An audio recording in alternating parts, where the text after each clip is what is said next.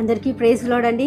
మీరందరూ కూడా ప్రభువులో దేవుని సన్నిధిలో వర్ధిల్లుతున్నారని విశ్వసిస్తున్నాను. చాలా మంది యవనస్తులని నేను ఈ లోకంలో చూసినప్పుడు వాళ్ళందరూ కూడా కొద్దిసేపు సిగ్నల్ రాకపోతే సిగ్నల్ ఎక్కడ దొరుకుతుందా అని చెప్పి దానికి దగ్గరగా వెళ్ళి కూర్చుంటారు. ఆ సిగ్నల్ అందే చోటనే కదలకుండా కూర్చొని వాళ్ళ పనులన్నీ చేసుకుంటూ ఉంటాం. యూజువల్గా మనలో చాలా మంది కూడా ఒకవేళ ఇంట్లో కనుక మనకు సిగ్నల్ అందకపోతే మనం ఏం చేస్తాము, ఆ వైఫై రౌటర్ దగ్గరికి వెళ్ళి దగ్గరగా కూర్చొని త్వరగా పనులు కంప్లీట్ చేసుకోవడానికి మనందరం కూడా కష్టపడుతూ ప్రయాసపడుతూ ఉంటాం. అలాగే మనలో చాలా సార్లు మనకు సిగ్నల్ అందదు అంటే మన చుట్టూ ఉన్న సమస్యలను బట్టి, మన చుట్టూ ఉన్న కృంగుదలను బట్టి, మన చుట్టూ ఉన్న నిరాశను బట్టి కొన్నిసార్లు మనం కూడా దేవుని సన్నిధి అనే సిగ్నల్కి దూరం అయిపోతూ ఉంటాం.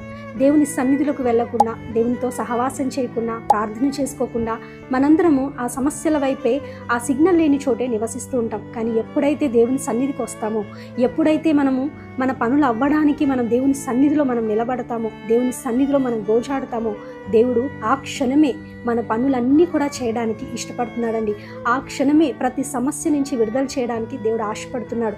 అయితే యోహాను సువార్తలో 15వ అధ్యాయం 4వ వచనంలో మనం చూస్తే గనక, నా యందు నిలిచి ఉండుడి, నేను మీ యందు నిలిచి ఉండెదను అనే మాటని మనం చూస్తున్నాం. ఈరోజు మీరు ఎలాంటి సమస్యలు గుండా వెళ్తున్నా కానీ దేవుడు అనే సిగ్నల్ దగ్గరికి, ఆ రౌటర్ దగ్గరికి, క్రీస్తు అనే రౌటర్ దగ్గరికి మనం వచ్చినప్పుడు, సమీపంగా మనం నివసించినప్పుడు, ఆయన సన్నిధిలో నిత్యము సహవాసం చేసి, ఆయనతో సహవాసం చేసి నడుచుకున్నప్పుడు దేవుడు అంటున్నాడు, నీ ప్రతి సమస్య నుంచి, ప్రతి కీడు నుంచి నేను మిమ్మల్ని విడిపిస్తాను అని అంటున్నాడు. కాబట్టి దేవుని సన్నిధిలో గడుపుతూ అట్టి కృపను మనందరం కూడా పొందుకోవడానికి ప్రయత్నం చేద్దాము, ప్రయాసపడదాం. దేవుడు దీవించి ఆశీర్వదించి నడిపించును గాక. ఆమేన్. Thank you all. God bless you all.